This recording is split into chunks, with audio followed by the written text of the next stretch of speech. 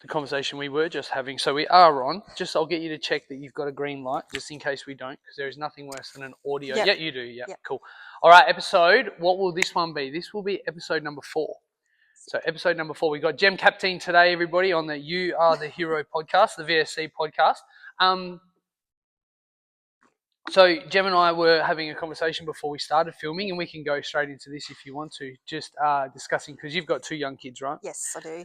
So what you and yourself, both you and Dean exercise. Yes. Now, it hasn't always been that way, right? Not exercising in a gym. Yep. So growing up, I was into a lot of team sports, individual sports like athletics. Kind of come naturally to me. Being in a small town, it was pretty easy to be good. Because where were you from? Nannup. So rural kid. Played a lot of team sports, relatively active. And then it probably wasn't until after I had Charlotte that I joined a gym and actually did like functional fitness, which was at F45 at the time. And then from there, just sort of stayed with that and gave up team sports. And because, financial, not working, only having one income sort of household, it was just easier to dedicate my time each day to going to the gym regularly. That was my thing. And then my husband got involved in doing that as well, and he'd had an injury with his knee. So getting back into sport, the gym scene was the way to go, because he just didn't want to hurt himself again, being the main breadwinner in our family. And then, Did he hurt himself at work or playing sports? He hurt himself mucking around at work. Yep, classic. He dropped on a concrete floor on his knee, and he's dislocated his knee about 7 weeks out from our New Zealand snowboarding trip. So that was great. I was very happy. And then, from then he sort of lost in like confidence in it, and moving forward, he decided to do the gym, and he regained that confidence in doing that type of workout than playing sports. He'd broken his hand playing footy, so he already kind of knew the outcomes that could happen. And you could easily hurt yourself in a gym setting as well, but it was, I guess, the risks are less than it would be. You don't have somebody running at you that's going to tackle you or anything like that. So it's more controlled. Yeah. So 100. So preaching the choir on that one. No, we get more injuries. People hurt themselves more doing stuff outside of actually exercising in a gym than they do inside of the gym. Or being cocky. Contrary to popular... Hurt myself being cocky. Yeah. Or contrary to popular belief. Yeah, we'll get to that. Now, that was... Dean was training at F45 with you as well. Yes. So just to clarify, So we both trained there. They were both training somewhere else. And then after I had Mitchell, I went back and I had a health diagnosis, which was basically life-altering for me. And then I kind of just lost my mojo, lost my motivation. I needed a change of mindset. I was in a pretty rough place mentally. And then one of my really good friends who was already training here kept on ragging me constantly about coming over, give it a go, you'll really enjoy it. And who was that? Cara. Oh, it was Cara. Oh, okay, yeah. Which is so Blake's wife, who did episode 1. Yeah, so and I've known her a long time. It's like 15 years of friendship there. So she was just like, come and give it a try. And she was originally at 45 too. Yeah. So that's why I joined there in the first place. And just decided do it. I think you had a 10-day free trial going at the time. And I had gone home to discuss it with Dean, because if it was going to work, he had to be on board, because he would have to swap with me based on work schedules and kids. He needed to be able to train at the 4:45 class, and then I would have to be at 5:45 or 9:15, purely so he could be able to get to work for 7 o'clock. So is that how early they start? That's how, yeah. So when I went home and I was like, babe, I really want to Here try I am VSC. thinking he's just helping you with school drop-off all the time, and he's already out the door before school drop-off. And I was like, I really want to try VSC, but you're going to have to start, your classes are at 4:45. And obviously he just was like, are you joking? I'm going to have to get up before 4:30 in the morning because obviously his classes were 5:15 at F45. So the time was like, but in reality, it was only like an extra half an hour difference. So that's true love. He agreed. Dean does do a good job. Yeah. So he agreed to do that, and I gave it a go. And the first session we did here, I was like, actually really enjoyed it, even though I had no idea what was going on or what I was doing. Still really enjoyed it, and then managed to convince him to try the free trial the next day. So he came in at the 4:45 the next day, and after that, we're here. And so were you finished up there before you came here, or did we have to come up with something? We had to come up. You were very accommodating. Yeah. And because you guys have been here what, 2-3 years 2 now? years 2 now. years. Oh, just over 2 years. Yeah, that's what I thought. Yeah. And which again, for the record, I forget when people start. I just know that they've been doing it for a while, and I'm more about the everyday attitude, not the where have you been and where are you going attitude. Yeah. So you kind of got a 2-for-1 deal when we came over. Well, that happens a lot. Hey, I'm doing this, but husband, you have to do what? Yeah. Because if I want to do it, you have to do it, because otherwise you're just not going to have a gym membership. And I wasn't going to let him get away with not doing anything. Yes. Because that did float around in his mind. That he just stop. He would just stop, and he'd be like, but we were both in a pretty bad mental spot with everything when we changed. My health was a big thing that was weighing on our shoulders. We'd just come out of COVID. Dean had a lot of staff changes, and it was just hectic. So this was a really positive change for us, but we didn't really figure that out until probably a couple of months in. So, yeah. Because did your friend circle open up from that point? Like 100%. Yeah. So we still have a few friends from our original friendship circle, but a lot of them have dropped off, which in time that does happen. You find different interests, your mindset's changed. Like mine has changed massively over the last 2 years, predominantly over the last 2 years. I've found a lot of friends here. Dealing with autoimmune disease, it can be quite lonely, and a lot of it is mental struggle. But talking about it, I actually found a few of your members actually suffer from similar. Oh, there's a lot of autoimmune diseases, and we all talk about it, and it kind of makes me feel less alone, and I don't feel like such a freak, if that makes sense. And then finding people who are very like-minded that support you in whichever avenue you want to go. Don't make fun of you for wanting to do something crazy like not drink alcohol, or I'm going to do this, or we're cutting this out, or we want to try and train this many times. Like we always there trying to push each other, or it's got similar goals, and it's nice to have that sort of network of friends and kids that are the same ages as well. Yeah.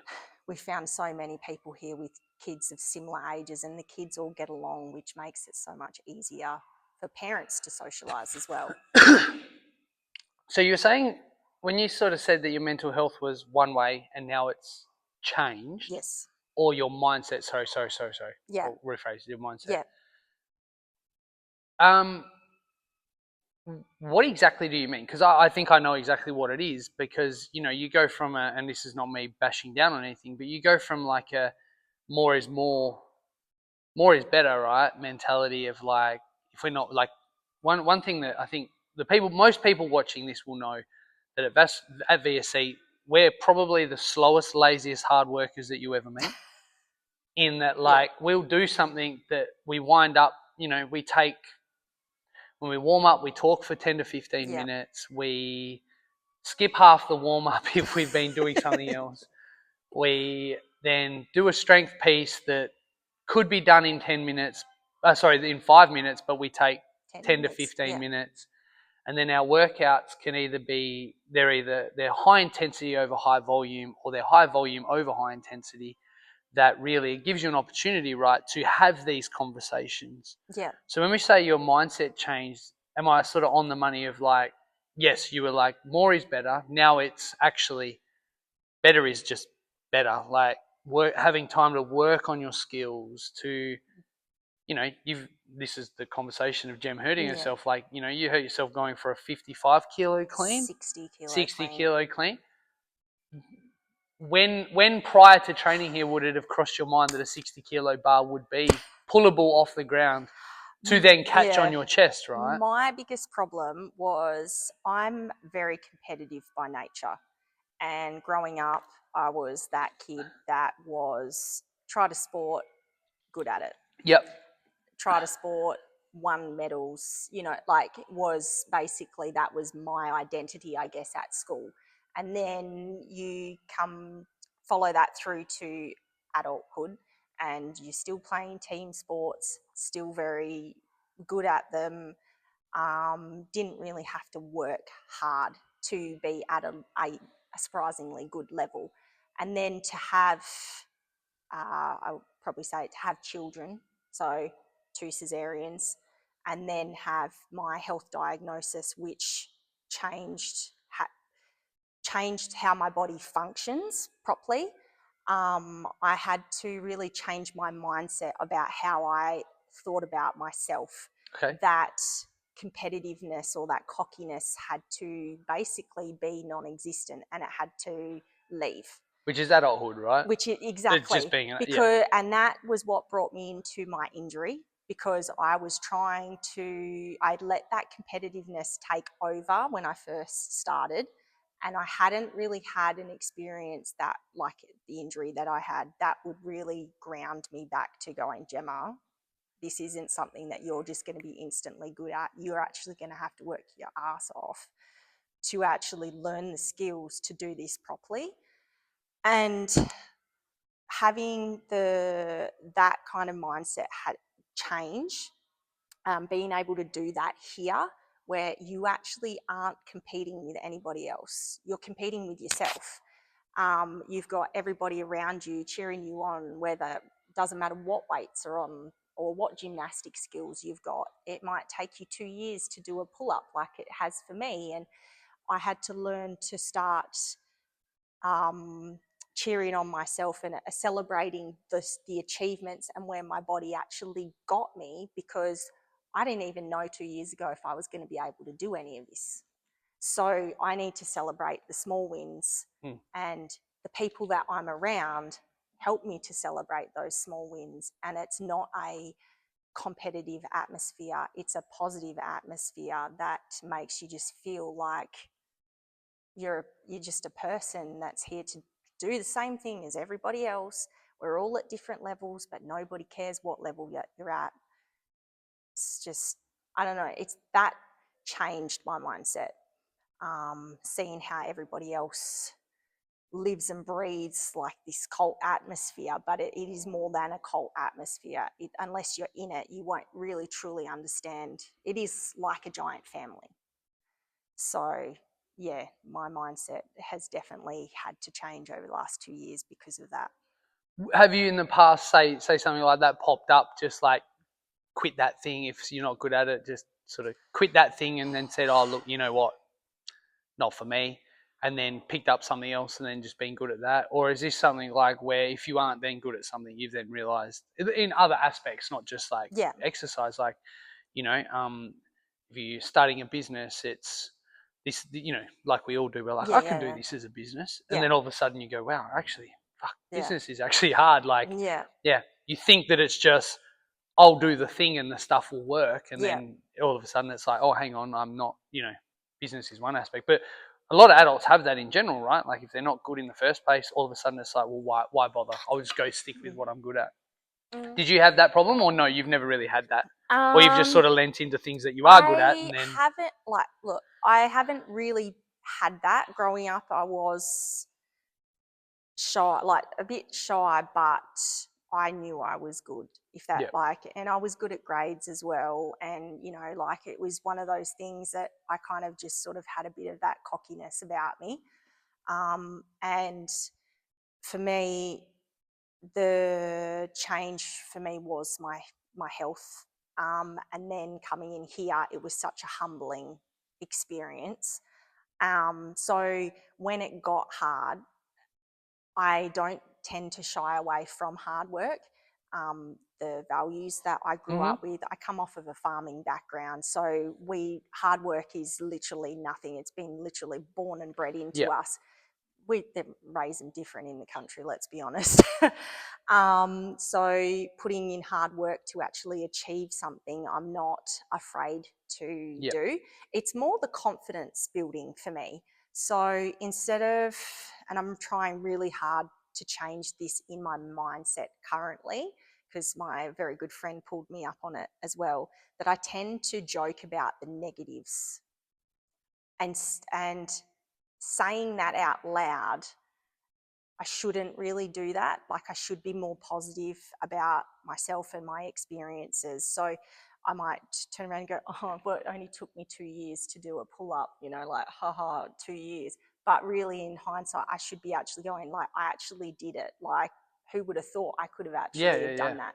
So putting in that hard work and seeing the progress, and sometimes it may look like you're not getting anywhere, but it's also like you just got to keep sticking it out and you just got to keep on pushing through. And that's one thing that I guess my parents both taught me, is to not shy away from hard work and to not give up because you feel like you are failing, and to be insecure about failing. And I guess becoming a parent has made me realise that that is something that you need to really hold on to, because the kids are always watching you. They're going to see you fail. They're going to see you like win, but they need to learn both sides so that if they do fail in the future, they will know that it's not the end of the world, and that you will just grow from being like to a better person, I guess is the way to put it. So I think that, had to change in my mindset as well. And I guess that's one of the reasons why we do this, is because my kids are always watching what we do. So, because you would have had that diagnosis, right? Like, you've now got an autoimmune disorder. They tell you, right, you've had it for longer, but now they tell you you've got this thing. Yeah. And then you've got the challenges that come with that. Yep. Plus then you layer in the challenges of now trying something new. Yeah. I'm going to figure somewhere along those lines you had I've got this challenge and this challenge. Let's put the two together, and I wasn't, that didn't fix it. So maybe we try something different. And then you've had some pretty good successes here, right? Yes. We're coming into the change of seasons now, which we know now you're going to have cold hands and all that sort of stuff. I'll have to start to get the bar warmers out that everyone wants. And light the fire before everyone gets. I know a plumbing supply shop that can. and light the fire before everyone gets here.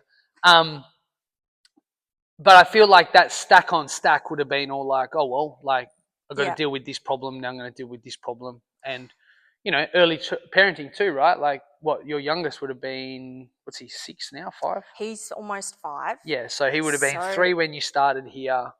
Yeah. Which, for those of you that don't have kids, 18 months to 3 years, not the best time. It's not fun times. It's not the funnest time, no. And then you have 2 under 2, and that's not fun. Yeah, we didn't do that. Thank God for that, yeah. But again, you like you said, you've been able to then, I think we have a different system here too, right? Like, you would have had the parenting system that we operate is completely different to anywhere else that I know of. Everything else is a creche where kids don't see what you're up to. I've coached Gem's oldest before, even myself, in the Strongroms. And then, they see what we do on a regular basis too, right? And it's not very uncommon to see all of the kids that come here doing weird shit at home, right? Like getting a ball and doing wall balls and burpees. And the footprints up my wall. And then when you do, correct, and wall walks and just stuff where you're like, and that's the layer on too that, you're talking about with the kids see the stuff. It's like, none of the parents here want to see their kids ever think that exercise is anything else but something that just needs to be done to be better, a better human, 100%, yeah. Like the conversation we were having before, which I think we share a very strong view, is responsibility, right? Yeah. Like, it's our lives. What do we see, and how do we get there? And then, like you said, there's no point. Nothing's easy. No. And if we're looking for a easy way out, we're looking up the wrong tree. And sometimes, it's like luck is discipline plus, what is it? Discipline plus opportunity crossing or something. Nothing good is ever easy. No. Takes 9 months to grow a baby. Like, that's not easy. Like, and then 18 months to get them old enough to kick them out. 18 years. But no, 100%. Yeah, sorry, 18 years. Yeah, 100%. Like, 18 months. Yeah. It's a DCP thing, that is. Bye, Brookie. Yeah. You're out, mate. Hey, he's overstayed his welcome. He's overstayed his welcome. Like, he can coach now by himself. It doesn't even matter. What was my next question going to be? So, I have asked everybody this same question, and I think we've already had the answer. But I'm going to ask the question anyway, because it's part of it. So when you came to VSC, what were you aiming to achieve? What were you looking for from VSC, and have you got that since you've been here for the last 2 years? Yeah. So I think you kind of answered it, but when we came here, what I was looking to achieve is not what I want to achieve now. Yeah. So my goals have changed, and I guess something that I've had to really learn, because I'm a very structured person, is that I have to be willing to learn to adapt to things as they arise. So, like, when we first came here, it was about trying to find my mojo again and my motivation, trying to change my mindset, and just to try something different. Now, with a mix of parenting, my running a business, and my health, it's been about growing as much muscle tissue as I possibly can, because I don't know when the rest of this autoimmune could take over, because I have no control over that. So just having that, and it may never happen, but that is it is one of the major goals for me. Because you're early 30s, right? Yeah. 32. I know how old Dean is, but 32. 32, yeah. So you're in that phase now that everyone says anyway, right? Like, you want to stay this strong, if not stronger, for the next 20, 30 years. Yeah. Rather than worrying about how many calories you burn, right? Yeah, exactly, 100%. But at the same time, it's like the saying goes, you're not guaranteed tomorrow. So I could wake up tomorrow and have no function of my arms or my legs. Like, you just don't know, and there will be no answer scientifically for why that has happened. And that's just, with this disease, I have had to learn that I have to be adaptable. So yeah, coming into winter, I will have to change my gym schedule. So I won't be doing the 5:45s. It will be 9:15s or 4 p.m s, because that's better for me, and it's going to be less uncomfortable and less painful. So it's learning to be more adaptable, and that is my current goal now, is to just be making sure that I still exercise, but changing my routine to fit that, to make it comfortable for me. And also my family, building as much muscle tissue as I can, trying to keep my lungs basically expanding and working as well as they possibly can, keeping my heart going as healthy as I possibly can. That's basic. It's just become a way of life for me now. It's why I come up with these stupid ideas of, oh, hey babe, let's just not drink alcohol, or hey, let's just not do this, or let's try this, because so far making those critical lifestyle improvements, I should say, has benefited me. And as my specialist has said to me, I'm probably one of her healthiest patients. And if she could have all of her patients have the same mindset that I have learnt to grow over the last 2 years, she would basically be out of a job, because medication is just a Band-Aid. It doesn't fix everything. some people just think the medication will fix it, and it's like if you're relying solely on medication to fix your issues or your health, then you need a smack over the back of the head. Which is a majority of people. Exactly. So how do you think the training differentiation though? So vast strength and conditioning in particular, we get the question all the time, like, are we CrossFit? My answer is always no. Yep. We do CrossFit, yep. but we're not CrossFit. Like we Yep. don't stick inside that bubble all the time. We do the competitions, we do the training, but we vary things up. Like I think it's completely different if you ask me. Yes. How have you found the particular style of vast strength and conditioning has served you better with building muscle? Because building muscle, getting increased lung capacity, all those things, I think any form of exercise is going to do that. But to go from one style to then something that's, we are not the same as we're completely different to everybody else in the area. Like yes, 100%, with how we structure things. How do you think that that's helped you? Has it been because we put more emphasis on heavier weights lifting? We do Olympic weightlifting, powerlifting, external object lifting, gymnastics. Then, a day like today that's all long endurance, 24 hours. 24 minute stuff. 24 hours. Oh my god. So how is the change of pace? Basically the complete change of methodology, like chalk and cheese. You're talking about one.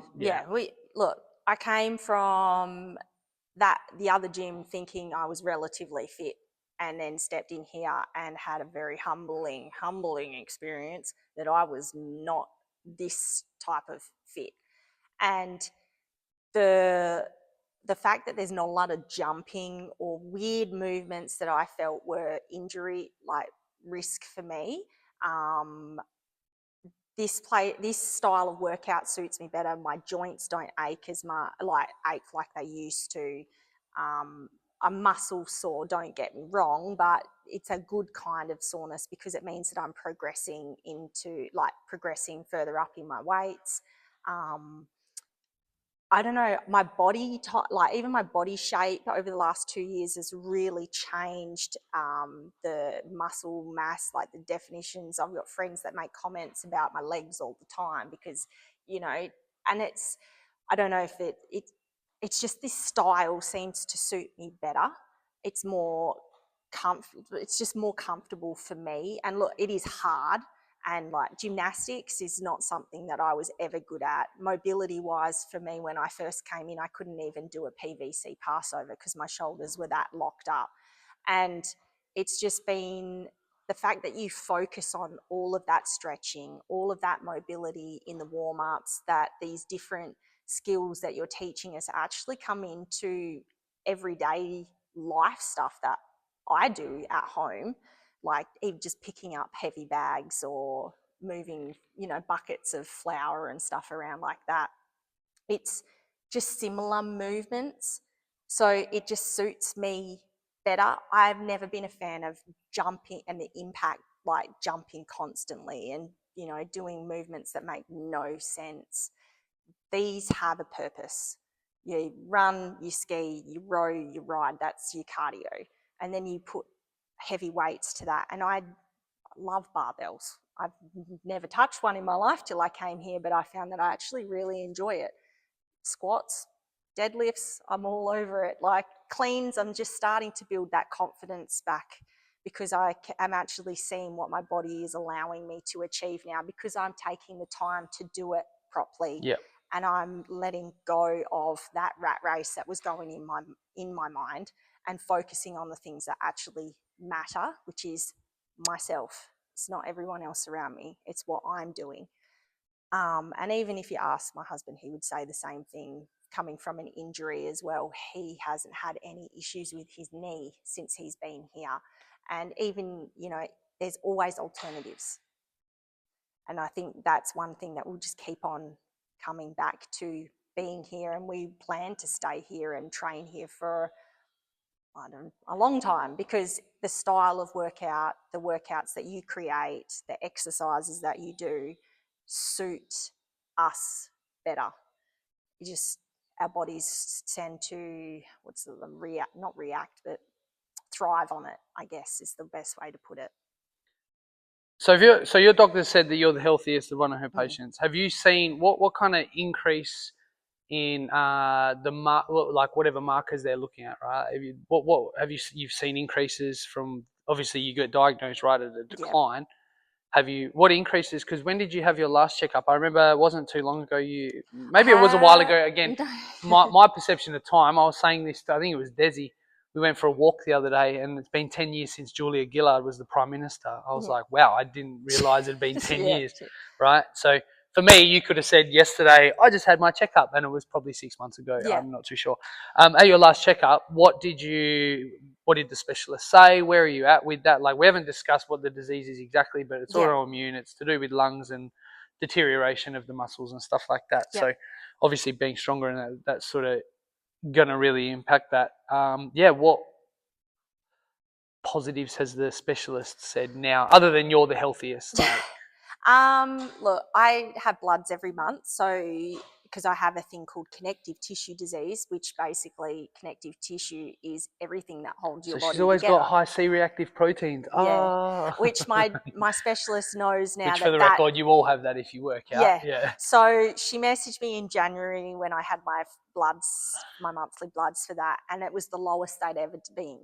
But it was because I'd just been away for 5 days on holidays and I hadn't exercised. Oh, okay, yeah. So now she's got a blanket marker of where my proteins should be for the muscle inflammation.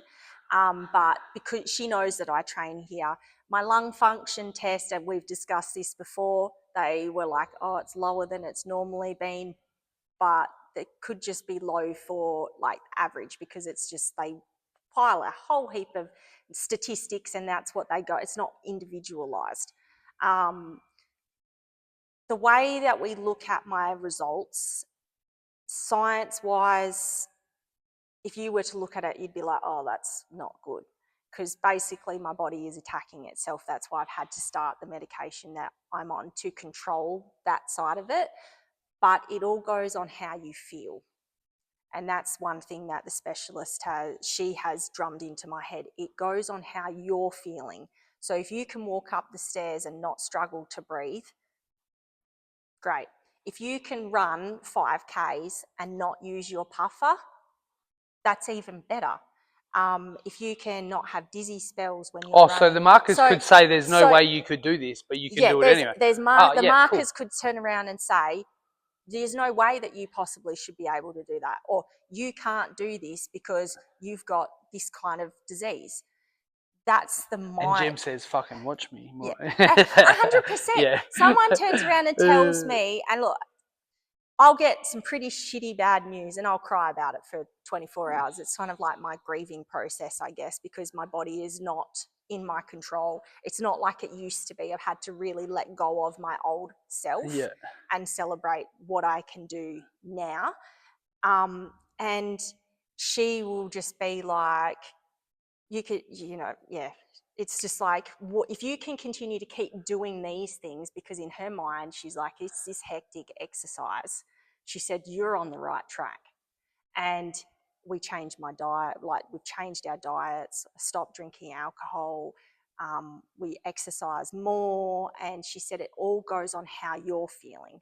So, someone like me might have chronic fatigue, chronic pain, but we push through those things to feel. This has really helped to feel better with that, because this creates adrenaline, which creates happy hormones, and my body's really responded well to that. Instead of someone turning around and going, well, you've got this diagnosis, and I'm going, well, I can't do jack shit. Yeah, I reckon you must have a half decent specialist, because I reckon. She always says, I don't want to poison you. Yeah, I reckon a poor specialist would just turn around and tell you, can't do, it all depends on the type of person and the support team that you have 100% in your corner. And I've been very thankful that I have a good specialist. I have a good GP. I've got really good family and friends that support me with everything that I want to do. And look, it might take me a little bit longer than everybody else to run 5Ks, but I'll get it done. And I might have the struggles, like my own struggles, and it does take me, might be the last one through the door, or I might get fatigued earlier than everyone else. But at least I'm still getting it done, because there's people out there who are like me that haven't even bothered to try, because they've just got the assumption in their own minds, I can't do that because I'm sick. Mm. Now, I'd love to know more about the alcohol and the effects of since cutting that out, but we are going to wrap it up because otherwise we'll be here for another hour. So thank you very, very much. I do appreciate it. No worries. I don't think we have anything else we need to close out with. I think we got everything in there. So again, thank you very, very much. All right.